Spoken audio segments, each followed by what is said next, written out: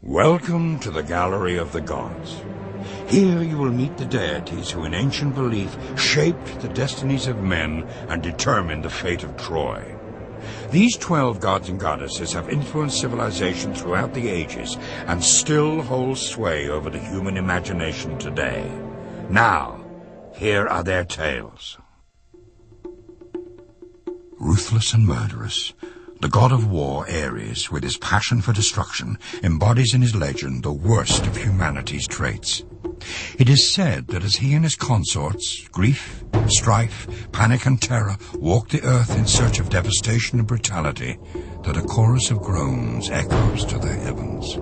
During the Trojan War, he used his power to aid the Trojan warrior Hector. But Ares himself was no hero, rather a coward who is described as fleeing the battlefield when wounded, his cries heard even on Mount Olympus. Today, centuries after the fall of Troy, Ares still casts his shadow across the world. His appetite for chaos and pain echoed throughout the ages.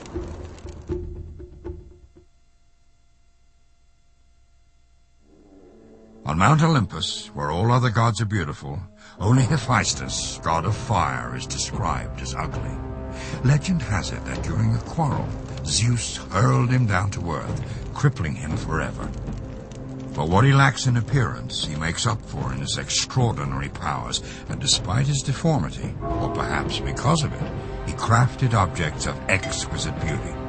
From his workshop deep within the earth, this master of fire and forge crafted the palaces, tools, and armor of the gods and goddesses, such as Zeus's thunderbolt and Athena's armor.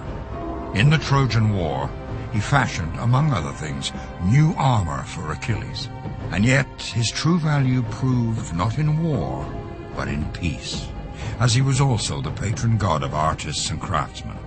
The benevolent Hephaestus has bestowed gifts of great beauty and skill on humanity, his gentle character visible in the details of man's great artistic designs and achievements.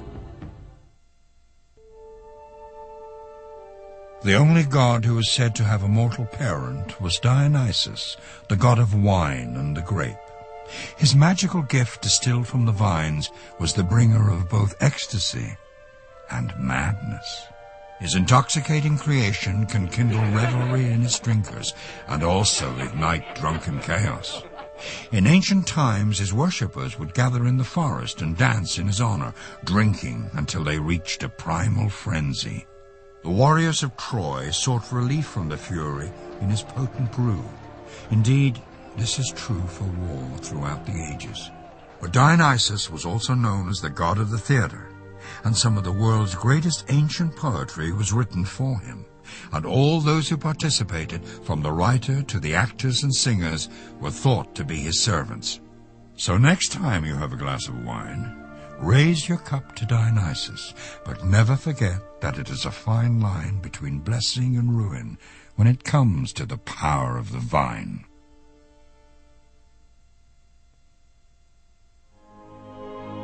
Apollo, god of prophecy, music, and healing, offers his wisdom as a link between gods and man alike. With an intellect as far-reaching as the arrows shot from a silver bow, he is said to be the first god to teach mortals the healing arts, including that of music. It was thought that he helped humans to achieve their full potential with his gifts of enlightenment. During the Trojan War, it was believed that Apollo sided with and aided the Trojan warrior Hector on the field of battle.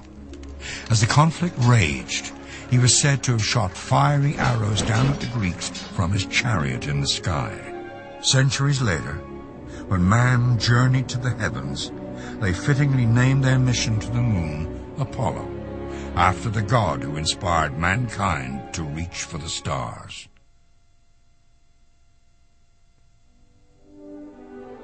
With water covering over 70% of the world's surface, it is only natural that a god should be appointed the duty of ruling over it and all its wonders.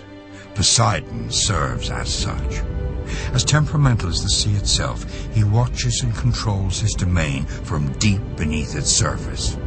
During the war, Poseidon favored the Greeks, a seafaring people.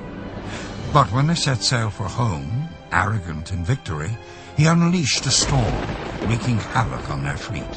Whether it be through gentle breezes or crashing waves, Poseidon, his trident in hand, still speaks to us today, a force as eternal as the tides.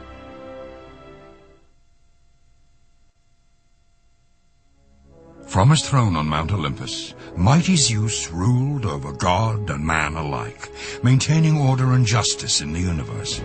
His thunderbolt of vengeance, the most feared weapon on earth and in the heavens. As combat raged at Troy, other gods picked favorites among the warriors, but Zeus refused to take sides, using his golden scales instead to balance the destinies of Troy's heroes. Yet it was he who bestowed upon Paris the fateful task of judging which goddess was the fairest, and as fate would have it, was also the father of Helen. This god of gods was no paragon of virtue. The most disloyal of husbands, his pursuit of goddesses and mortal women alike, left a trail of deception, heartbreak, and violence across the ancient world. From the global celebration of the Olympic Games to the awe-inducing temples and monuments erected in his honor, Zeus's legend remains as strong as the god himself.